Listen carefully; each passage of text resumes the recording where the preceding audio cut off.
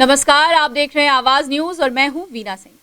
Corona virus के टीकाकरण के लिए सरगुजा जिले में स्वास्थ्य विभाग के द्वारा लगभग पूरी तैयारियां कर ली गई हैं। जिले में 22 कोल्ड चेन पॉइंट बनाए गए हैं। वहीं जिन व्यक्तियों को कोरोना वायरस की वैक्सीन लगाई जाएगी, उन्हें आधे घंटे तक चिकित्सकों की निगरानी में रहना होगा ताकि वैक्सीन के साइड इफेक्ट का पता चल सके। देखिए हमारे संवाददाता सुमित सिंह की एक खास रिपोर्ट। सरगुजा जिले में अब कोविन की तैयारी चल रही। कोविन मतलब कोरोना से जीत, क्योंकि स्वास्थ्य विभाग युद्ध स्तर पर टीकाकरण की तैयारी शुरू कर दिया है। इस वक्त हम मौजूद हैं जिला टीकाकरण स्टोर में, जहां पर तमाम जो कोरोना का वैक्सीन आएगा उसको यहां पे रखा जाएगा। कई आधुनिक मशीन अभी यहां पे कुछ लगने वाली हैं। आपको दिखाते हैं कि कैसे वो जो 2 से 3 डिग्री तापमान में जब कोरोना के वैक्सीन को रखा जाएगा, उसके लिए तमाम व्यवस्थाएं की जा रही है। हमारे साथ मौजूद हैं डॉक्टर राजेश कुमार सर, उनसे हम बात करते हैं। सर, क्या कुछ तैयारियां की जा रही है कोरोना के वैक्सीन को लेकर? कोरोना वैक्सीन को लेकर के अभी तैयारी अपन वो कर रहे हैं, जो पहले से अपना तैयारी है और जो सिस्टम चला आ रहा है, क्योंकि अभी अपन कोरोना वैक्सीन के बारे में कुछ डिटेल जानते नहीं हैं कि वो किस प्रकार की रहेगी, कितने तापमान में उसको रखा जाएगा। पर फिर भी अपनी तैयारी ये है कि जो नॉर्मल वैक्सीन रखी जाती है उसके हिसाब से उसको रखा जाए। क्योंकि आप टीकाकरण अधिकारी भी हैं, क्या कुछ रणनीतियाँ बनाई जा रही हैं? काफ़ी कुछ मशीन यहाँ पे देखने को मिल रहा है, इसके बारे में विस्तृत बताइएगा। कौन सी मशीन यहाँ पे है? ये ILR रखा हुआ है। ये अपना ILR मतलब ILR वो चीज़ है जिसमें वैक्सीन को स्टोर किया जाता है, और एक डीप फ्रीज़र होता है इसी के जैसा। इसको अपन खोल के देख सकते हैं। ये इसको देखिए समझाइएगा थोड़ा कैसे होगा। जैसे ये वैक्सीन्स रखे हुए हैं इसके अंदर में, और बस इसको स्टोर किया जाता है 2 से 8 डिग्री सेंटीग्रेड में। ये स्टोर रहेगा। जब यूज़ करना है इसको अपन जो कैरियर रहता है, वैक्सीन कैरियर, उसमें डोज को डालें और उसको ले जाते हैं, और आइस पैक उसके अंदर रहता है। आइस पैक बनाने के लिए अपने पास में डीप फ्रीज़र रहता है। इसके अंदर में ये आइस पैक्स होते हैं। ये आइस पैक आपके वैक्सीन कैरियर में लगाए जाते हैं। 4 आइस पैक लगते हैं, कंडेंस करके लगाते हैं इसको, और इसके बीच में वैक्सीन रखा जाता है जो आपका फील्ड में जाएगा, जहाँ सेशन साइट रहेगा वहाँ वैक्सीनेशन होगा। अच्छा, ये कितने डिग्री तापमान में सर ये टिकट? तो पूरा बर्फ़ बन गया है, 0 पे चला गया है ना? काफ़ी ठंडा है। काफ़ी ठंडा है, 0 पे चला। इस पे कैसे डालते होंगे सर? ये यहाँ पर ये छेद रहता है इसमें, और उस पर कैप है, पर चूंकि ये अभी बर्फ़ बन गया है तो ये कैप खुलेगी नहीं। अच्छा। है ना? नहीं तो ये छेद रहता है यहाँ। इसको हर बार जब भी ये बाहर जाता है, फिर वापस जब आता है तो इसका पानी निकाल करके फेंक दिया जाता है पुराना, और नया पानी डाल करके फिर से इसको पैक किया जाता है। एक लेवल है यहाँ पे, इस लेवल तक पानी। कितने डिग्री सेल्सियस जो वैक्सीन आने वाली हैं, कितने डिग्री सेल्सियस पे वो रहेंगी? जो कोरोना की वैक्सीन आएगी उसके बारे में अभी कोई डिटेल जानकारी नहीं है। जैसे बोला जा रहा है कि 2 से 3 डिग्री तापमान ये तो अभी तक जो अपन वैक्सीन रखते आ रहे हैं वो 2 से 8 डिग्री सेंटीग्रेड में रखा जाता है। तो उस हिसाब से यही माना जा रहा है कि 2 से 8 के डिग्री सेंटीग्रेड में हो सकता है, वो भी आएगा तो उतने में ही रखा जाएगा। क्योंकि ये संभाग का टीकाकरण स्टोर है। सरगुजा में क्या तैयारियां की गई हैं अपने ऐसे जो दूर दराज तक वैक्सीन पहुंच जाए? सरगुजा में जितने भी अपने कोल्ड चेन पॉइंट्स हैं, 22 कोल्ड चेन पॉइंट है, और एक DVS का है यहाँ पर, और एक संभागीय स्टोर है। DVS कैसे समझ सकते? डिस्ट्रिक्ट वैक्सीन स्टोर है, और एक संभाग का स्टोर है, अपने सरगुजा संभाग का स्टोर है। यहाँ से पूरे जितने संभाग के ज़िले हैं, 5 ज़िले, उस सबको वैक्सीन दी जाता है। और बाकी जो तैयारी है वो हमारे जितने 7 ब्लॉक हैं, इन 7 ब्लॉकों में हमारे कोल्ड चेन पॉइंट हैं, हमारे कोल्ड चेन हैंडलर भी है वहाँ पर, और उन लोग वैक्सीन को वहाँ स्टोर करते हैं। वहाँ भी हमारे पास यही ILR डीप फ्रीज़र पर्याप्त मात्रा में है। 5 नए अभी और कोल्ड चेन पॉइंट हम लोग बनाने जा रहे हैं, जिसका सामान रास्ते में है, आता ही होगा, और वो भी जल्द ही चालू हो जाएंगे। अच्छा, कोल्ड चेन पॉइंट काफ़ी सुनने को मिल रहा है। हम आपसे जानना चाहेंगे कि दर्शकों को हमारे बताएं कि एक्चुअल में होता क्या है। कोल्ड चेन पॉइंट मतलब, कोल्ड मतलब ठंडा, चेन मतलब उस ठंडे चेन को बनाए रखने की एक जगह, वो पॉइंट है, तो वो कोल्ड चेन पॉइंट कहलाती है। जैसे यहाँ पे हर चीज़ आपकी 2 से 8 डिग्री सेंटीग्रेड पे रखी हो, ये कोल्ड चेन पॉइंट है एक प्रकार का। पर चूंकि ये डिस्ट्रिक्ट लेवल का, इसलिए इसको district level vaccine storage centre बोलते हैं।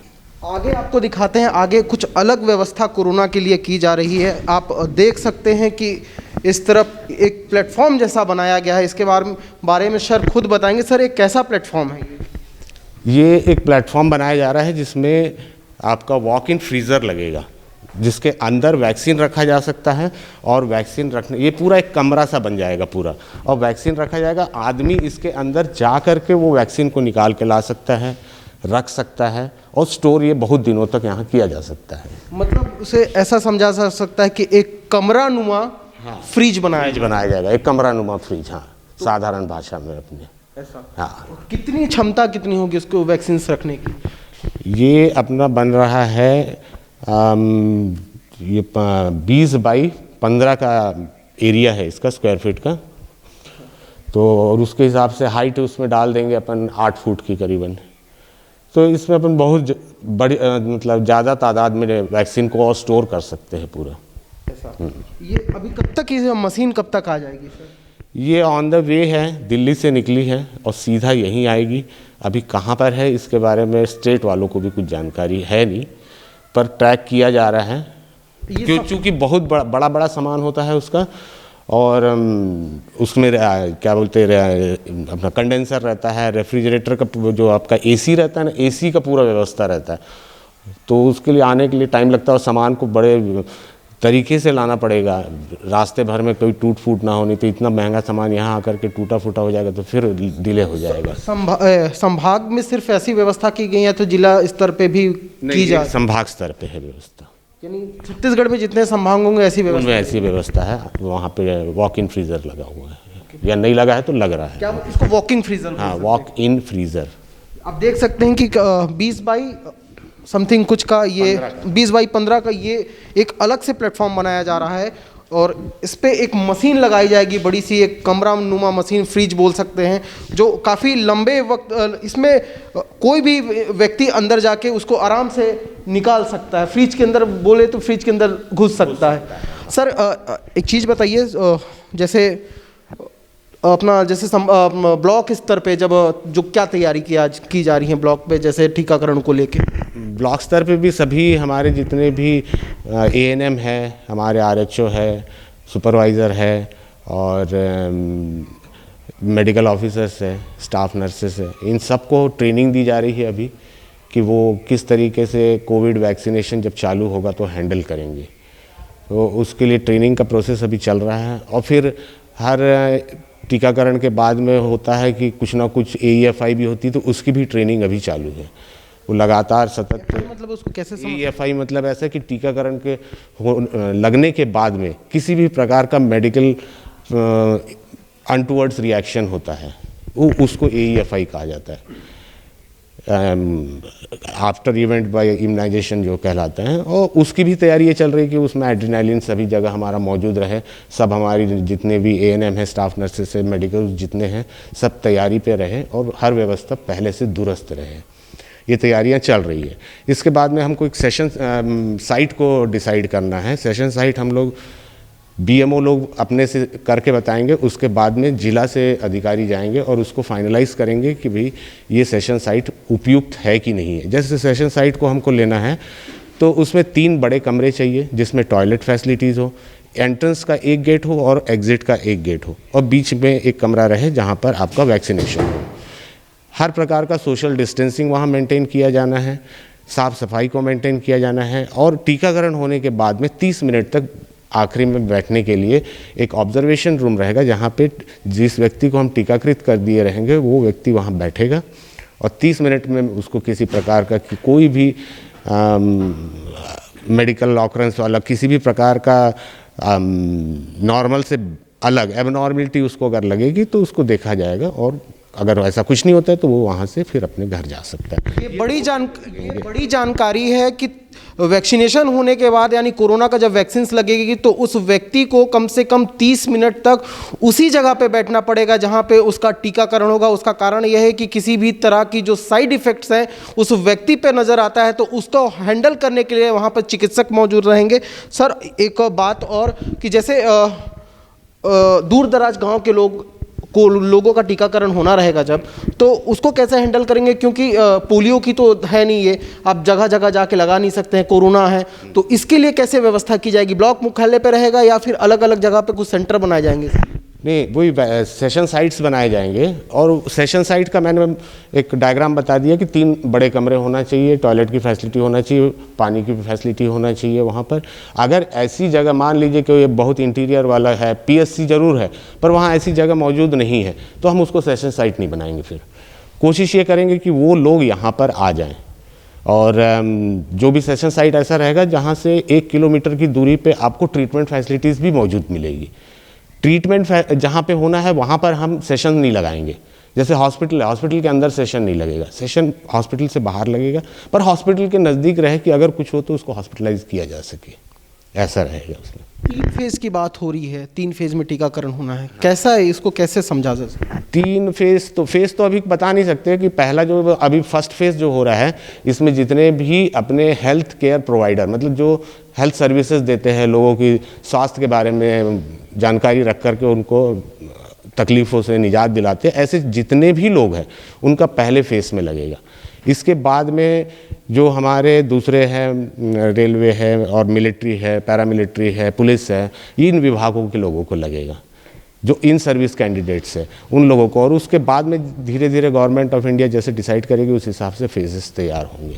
सरगुजा में कैसी तैयारी की जा रही है, कितने वैक्सीन के क्या अनुमान है, कितने वैक्सीन? पहला फेज़ में तो अपने को 10,000 डोज की ज़रूरत है कोविड का। और बाकी अभी सिर्फ अपन ने जो डाटा एंट्री किया है, एक कोविन करके पोर्टल है, उस पोर्टल पे डाटा एंट्री होगा और वो डाटा उस समय जब वैक्सीनेशन होगा तब वो उस पोर्टल को खोला जाएगा ANM के द्वारा, और उसमें जिस व्यक्ति का नाम होगा उसी व्यक्ति को लगेगा वो वैक्सीन। अगर उस व्यक्ति का नाम नहीं होगा तो आप ज़बरदस्ती करते रह जाएंगे, तब भी आपको नहीं लगाया जाएगा। लगने के बाद में फिर उसको उस पोर्टल को चालू भी करना है और क्लोज़ भी करना है। शाम के समय में उस पोर्टल को क्लोज़ करना पड़ेगा उसको। उस पोर्टल को क्लोज़ करने के बाद में ही वो ANM या हम दूसरा सेशन साइट उसका चालू कर सकते, अदरवाइज़ दूसरा सेशन दूसरे दिन हम चालू भी नहीं कर पाएंगे उसका। ये है, वो पोर्टल पे है, पूरा ऑनलाइन है। और जो 10,000 का डोज है अपना एक यहाँ आने के लिए, बाकी पूरी तैयारियाँ हो ही गई है। पूरी तैयारियां हो गई हैं सर, लेकिन एक बड़ी चुनौती है आगे चल के कि जो गांव, दूर दराज के गांव के लोग हैं वो उतने जागरूक नहीं रहते हैं टीकाकरण को खासकर लेके। गांव, अभी पोलियो की बात करें तो पोलियो घर घर पहुंच के जो नर्स हैं और आंगनवाड़ी का कार्यकर्ता हैं उन लोग लगवाती हैं, लेकिन फिर जब कोविड की बारी आएगी तो दूर दराज के गाँव के लोगों को भी टीकाकरण लग सके, इसके लिए क्या प्लानिंग की जा रही है? इसके लिए मोबिलिटी सपोर्ट में अपनी मितानिन बहनें हैं, अपना आंगनवाड़ी कार्यकर्ता है, सहायिका है, इनका बिल्कुल टच रहता है लोगों से, तो वो लोग मोबिलिटी करेंगे और उनको समझाएंगे। आप अधिकांश लोगों के पास तो मोबाइल है आजकल, और जो ये इस कोविन पोर्टल पे जब आपका नाम रजिस्टर होगा तो वहाँ से आपको मैसेज बार बार आता रहेगा कि फ़लानी तारीख को फ़लानी जगह पर आपका वैक्सीनेशन कोविड का होना है। तो आप उसके हिसाब, दिक्कत ये है कि गांव के लोग हैं, कितनों के पास मोबाइल है, ये उसको फिर क्या, वही तो बात मैनेज करना। मोबाइल तो है, अगर उससे मोबाइल नंबर भी लेकर के बेनिफिशियरी का मोबाइल नंबर, जैसे आपके पास मोबाइल नहीं है तो आप मैं आपको अच्छे से जान रहा हूँ, तो आप मेरा नंबर ले लेंगे आप, और उस नंबर पे मैसेज आएगा। मेरी ड्यूटी रहेगी अब कि मैं आपको बुलाऊँ, लेके जाऊँ, ऐसा है। तो वो जैसे अपन किसी का मोबाइल नंबर अगर नहीं है किसी के पास मोबाइल, तो वहाँ की मितानिन का मोबाइल नंबर होगा, मितानिन की रिस्पॉन्सिबिलिटी वैसे भी है, उसके पास मैसेज आएगा तो उसकी रिस्पॉन्सिबिलिटी और बढ़ जाएगी, वो उस दिन उसको लेके जाएगी, बाकायदा उसका वैक्सीनेट करेगी। और रहेगा कोविड वैक्सीनेशन के लिए, तो सभी लोग ईगरली वेट कर रहे हैं कि वैक्सीन कब आए और उसको कैसे। आपको क्या लगता है सर, कब तक आने, क्या उम्मीद है, क्योंकि आप कोऑर्डिनेट कर रहे होंगे राज्य स्तर पे, तो कैसे? राज्य स्तर पे भी यही जानकारी इसके बारे में बिल्कुल नहीं आ पा रही है कि कब तक आएगा, क्योंकि अभी भी ट्रायल फेस में है वो, और जब ट्रायल फेस के कंप्लीट हो जाएगा उसके बाद में गवर्नमेंट ऑफ इंडिया उसको फाइनलाइज करेगी, तब जाकर के वैक्सीन आएगा। उम्मीद ये कर रहे हैं कि हो सकता है जनवरी तक आ जाए, जनवरी तक। चलिए, स्वास्थ्य विभाग पूरी तैयारी करके रखा है कि जैसे ही कोरोना की वैक्सीन आएगी और लोगों को टीकाकरण दिया जाएगा। हालांकि जो 3 फेज़ की बात हो रही है, 3 फेज़ में ये टीकाकरण होगा, लेकिन उससे पहले जब तक कोविड की वैक्सीन नहीं आ जाती है तब तक आप मास्क और 2 गज दूरी का जो फार्मूला है उसको अपनाते रहें। आकाश के साथ सुमित सिंह, आवाज़ न्यूज़, अंबिकापुर। तेजस्विनी क्षत्रिय महिला समिति के स्थापना दिवस के अवसर पर शहर से लगे सांडबार बैरियर स्थित मंदिर में समिति की महिलाओं द्वारा वाटर कूलर दान किया गया। समिति की संस्थापिका गंगा देवी सिंहदेव की उपस्थिति में समिति की महिला सदस्यों ने जरूरतमंद लोगों के लिए मंदिर परिसर में सेवा भाव से वाटर कूलर लगवाया है। तेजस्विनी क्षत्रिय महिला समिति अपने स्थापना दिवस के अवसर पर हर वर्ष सामाजिक कार्य करती है। जरूरतमंदों की जरूरतों को देखते हुए उनके अनुरूप समिति की महिलाओं द्वारा निस्वार्थ भाव से दान किया जाता है। इसी कड़ी में मंगलवार को तेजस्विनी क्षत्रिय महिला समिति के स्थापना दिवस के अवसर पर समिति की संस्थापक गंगा देवी सिंहदेव की उपस्थिति में समिति की सदस्यों द्वारा सांडबार बैरियर स्थित मंदिर परिसर में जरूरतमंदों के लिए वाटर कूलर लगवाया गया। इस दौरान समिति की सभी महिला सदस्य उपस्थित रहीं। वहीं कोरोना काल में समिति के द्वारा सीएम और पीएम केयर्स फंड में आर्थिक सहयोग भी किया गया है। गौरतलब है कि समिति की संस्थापिका गंगा देवी सिंहदेव के द्वारा 22 दिसंबर 2009 को तेजस्विनी क्षत्रिय महिला समिति का गठन किया गया था। समिति के एक सदस्य ने बताया कि समिति के गठन करने के पीछे का उद्देश्य राजपूत समाज के संस्कारों को प्रसारित करना है, साथ ही जरूरतमंद लोगों की सहायता करना और सामाजिक कार्य के उत्थान की दिशा में कार्य करना है। इसी उद्देश्य से तेजस्विनी क्षत्रिय महिला समिति के सदस्य जरूरतमंदों की सेवा में जुटे रहते हैं। तेजस्विनी गठित करने का मेरा उद्देश्य एक ही है कि सब संस्कार बंटे। क्षत्रियों का जो संस्कार है वो सब में क्षत्रियों में बटे, जो लोग भूलते जा रहे हैं। दया, धर्म, क्षमा, सहयोग, ये सब मेन उद्देश्य है। और हमारे कास्ट की प्राथमिकता देते हुए अन्य कास्टों में भी जो ज़रूरतमंद है उसकी मदद करना, और महिलाओं, बच्चों, सभी के लिए, पुरुष सभी के लिए। ये हमारी समिति तेजस्विनी क्षत्रिय महिला समिति है और इसका गठन हमारी संस्थापिका श्रीमती गंगा सिंहदेव के द्वारा 2009 आज की ही तिथि 22 दिसंबर को गठित किया गया था इसका। और उनका उद्देश्य यही था कि राजपूत समाज के जो संस्कार हैं वो सब जगह प्रसारित हों और सभी अपने संस्कारों से जुड़े रहें।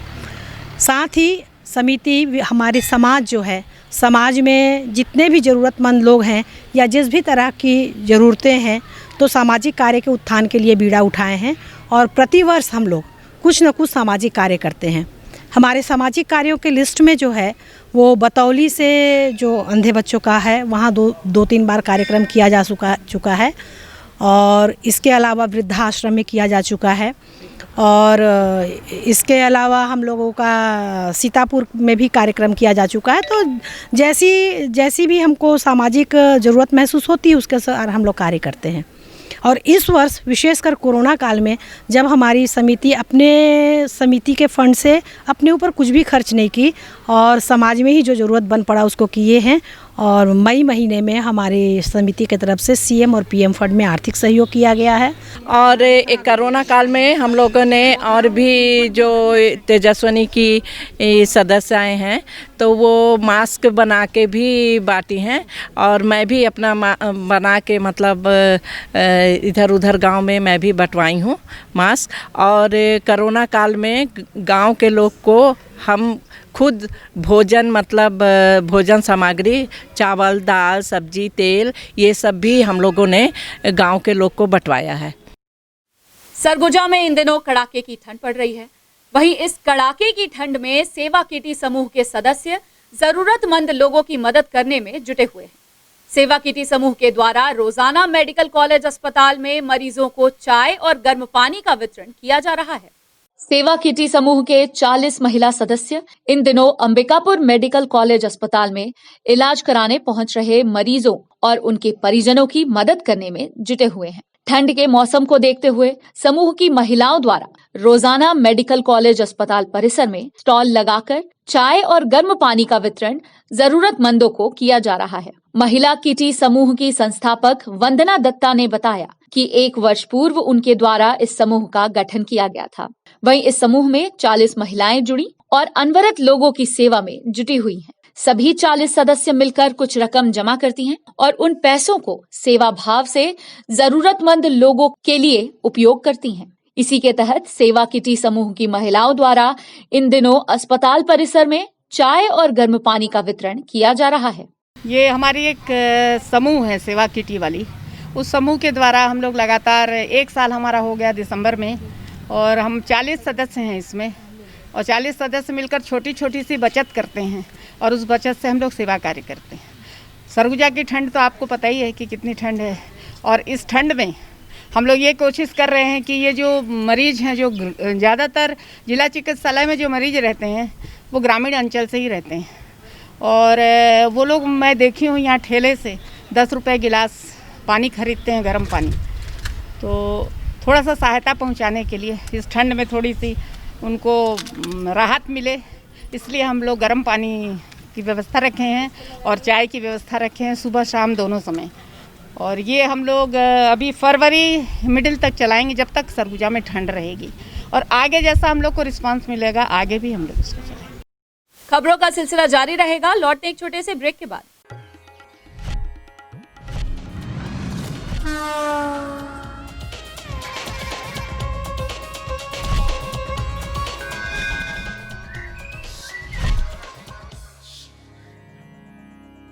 वीएम इंटरनेट सर्विस शहर का सबसे सस्ता high speed fibre internet service 100 MBPS मात्र 700 रुपए में विद टैग। तो चाहे वर्क फ्रॉम होम हो या ऑनलाइन क्लास, याद रखें वीएम इंटरनेट सर्विस। अधिक जानकारी के लिए संपर्क करें Vande Mahamaya cable network, VM internet service, Alaknanda complex, प्रथम तल, Agrasen Chowk, Ambikapur, Surguja. Mobile number 9111785555 7440765555।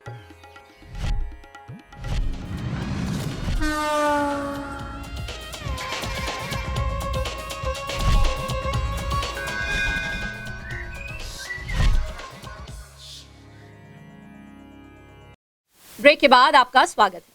Gandhinagar police ने युवती की शिकायत पर एक डॉक्टर के खिलाफ दुष्कर्म का अपराध दर्ज किया है। युवती का आरोप है कि शादी का झांसा देकर आरोपी डॉक्टर ने 8 वर्षों तक उसके साथ दुष्कर्म की वारदात को अंजाम दिया और अब शादी करने से मुकर गया है। एक सर्जन डॉक्टर पर अंबिकापुर शहर की एक युवती ने दुष्कर्म का गंभीर आरोप लगाया है। पीड़िता का आरोप है कि 8 वर्ष पूर्व उसकी पहचान एक डॉक्टर से हुई थी। इस बीच दोनों में दोस्ती हो गई। वहीं आरोपी डॉक्टर ने शादी करने का हवाला देकर पीड़िता के साथ दुष्कर्म किया, लेकिन जब शादी करने की बात सामने आई तो उसने किसी और युवती से शादी करने का फैसला ले लिया। वहीं जब पीड़िता ने उसके खिलाफ थाने में शिकायत दर्ज करने की बात की तो आरोपी डॉक्टर अपने दोस्त के साथ पीड़िता के घर पहुंचकर मारपीट करने लगा। इसके बाद पीड़िता ने आरोपी डॉक्टर के खिलाफ गांधीनगर थाने में शिकायत दर्ज कराई। वहीं पीड़िता की शिकायत पर पुलिस ने डॉक्टर के खिलाफ दुष्कर्म का अपराध दर्ज कर लिया है। 2012 में मेरी उनसे मुलाकात हुई थी एक दीदी की शादी में गांव से। मेरी डॉक्टर प्रशांत टोप्पो से। मैं यहाँ रहती थी अंबिकापुर में, और वो मेरा नंबर कहीं से पता किया और लगातार बात करते रहता था और शादी का झांसा देता था। अब वो किसी और लड़की, कहीं उसकी और कहीं रिश्ता लगा है, तो वो मुझे बोला कि तुमसे बात करना है और मिलने भी बुलाया था फ्राइडे को। मैं नहीं गई, तो वो घर में आके मारपीट किया अपने दोस्तों के साथ आके। यही कि मेरे को 7 साल शादी का झांसा देकर रखा है। गांधीनगर थाना क्षेत्र में एक 27 वर्षीय युवती हैं, उन्होंने रिपोर्ट दर्ज कराई है अभी कि जिला अस्पताल में संविदा में कार्यरत डॉक्टर प्रसून टोप्पो हैं, वो 7 साल से उनका दैहिक शोषण कर रहे हैं, शादी का झांसा दे करके उनके साथ संबंध बनाए हैं, और 2 दिन पहले भी वो उनके साथ मारपीट किए हैं। तो उनकी रिपोर्ट पर हम लोगों ने 376, 506, 323 का अपराध पंजीबद्ध करके विवेचना में लिया हुआ है। कलेक्टर संजीव कुमार झा ने लखनपुर एवं लहपटरा धान खरीदी केंद्र का आकस्मिक निरीक्षण किया है। इस दौरान उन्होंने खरीदी केंद्र में हमालों द्वारा की जा रही धान तौलाई तथा नमी मापक यंत्र में नमी का अवलोकन किया। लखनपुर खरीदी केंद्र में धान के वजन करने पर कुछ बोरों में तय मात्रा से अधिक धान पाए जाने पर समिति प्रबंधक को स्पष्ट निर्देश देते हुए कलेक्टर ने कहा कि राज्य शासन के निर्देशानुसार 40.7 किलोग्राम वजन से ज्यादा किसी भी बोरे में धान न हो। इसकी पुनरावृत्ति होने पर प्रबंधक से वसूली की जाएगी। वहीं कलेक्टर ने बारदाने के सही हिसाब रखने के लिए बारदाना पंजी संधारित करने तथा किसानों को जारी किए गए नए और पुराने बारदाने दर्ज कराने के निर्देश दिए हैं। छत्तीसगढ़ प्रदेश पंचायत सचिव संघ के आह्वान पर सोमवार को सूरजपुर जिले के सूरजपुर, रामानुजनगर, प्रेमनगर, भैयाथान, ओड़गी और प्रतापपुर के पंचायत सचिवों ने शासकीयकरण करने की मांग को लेकर स्थानीय रंगमंच मैदान में एक दिवसीय धरना प्रदर्शन का आयोजन किया। इसके बाद पंचायत सचिव संघ ने मुख्यमंत्री के नाम तहसीलदार को ज्ञापन सौंपा। वहीं मांग पूरी नहीं होने पर 26 दिसंबर से अनिश्चितकालीन हड़ताल पर चले जाने की चेतावनी पंचायत सचिव संघ ने दी है। जशपुर जिले के पत्थलगांव तहसील कार्यालय में चोरी की वारदात सामने आई है। तहसील कार्यालय का ताला तोड़कर अज्ञात चोरों ने चोरी की वारदात को अंजाम दिया है। वहीं पुलिस की टीम अज्ञात आरोपियों की तलाश में जुटी हुई है।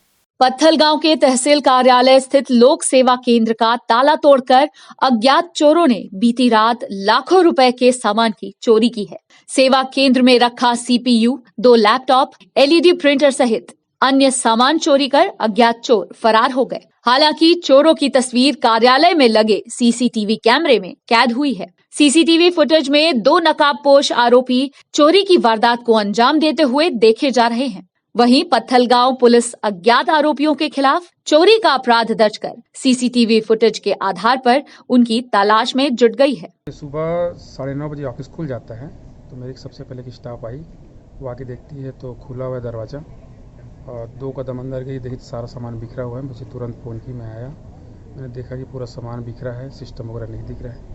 मैंने तुरंत तहसीलदार साहब को फ़ोन किया, SDM साहब को फ़ोन किया, फिर अपने TI महोदय को फ़ोन किया, फिर वो सीधा आए यहाँ। उसके बाद हम लोगों ने CCTV का फुटेज भी चेक किया। CCTV में दिख रहे हैं 2 बंदे जो कैमरा को काट रहे हैं वो, और सारा केबल कैमरा काटने के बाद इन्होंने चोरी किया है। और अंदर तो हम लोग अभी अलाउ नहीं कि हम अंदर जा सकें, बाहर से जो भी दिख रहा है उसको देख के हम लोग बताएं कि इतना सामान गायब है। अब पूरा सामान चेक करने के बाद पता चलेगा। लगभग जो दिख रहे हैं उस हिसाब से 2 सिस्टम, 1 लैपटॉप, LED TV और 2 मॉनिटर, इतना गायब है। आज सुबह प्रातः हमको सूचना मिली कि तहसील कार्यालय में अज्ञात चोरों द्वारा चोरी कर करीब 2 CPU, 3 LED और 1 मॉनिटर और 1 लैपटॉप प्लस 3 प्रिंटर की चोरी करके ले गए थे। सूचना पर तत्काल पुलिस टीम रवाना हुई थी और रवाना के दौरान आज दिन भर पुलिस के द्वारा प्रयास किया गया। प्रयास करने के दौरान हमको कुछ विशेष महत्वपूर्ण सुराग मिले हैं, जल्दी चोरी का खुलासा कर। बुलेटिन में फिलहाल सिर्फ इतना ही। शहर से जुड़ी खबरों के लिए देखते रहिए आवाज न्यूज। इस न्यूज के स्पॉन्सर हैं VM इंटरनेट, अलकनंदा कॉम्प्लेक्स, प्रथम तल, Agrasen Chowk, Ambikapur, Surguja, Chhattisgarh. VM internet service शहर का सबसे सस्ता high speed fibre internet service. 100 Mbps मात्र 700 रुपए में विद टैग। तो चाहे वर्क फ्रॉम होम हो या ऑनलाइन क्लास, याद रखें VM इंटरनेट सर्विस। अधिक जानकारी के लिए संपर्क करें Vande Mahamaya cable network. VM internet service, Alaknanda complex, प्रथम तल, अग्रसेन चौक, अंबिकापुर, सरगुजा। Mobile number 9111785555 7440765555।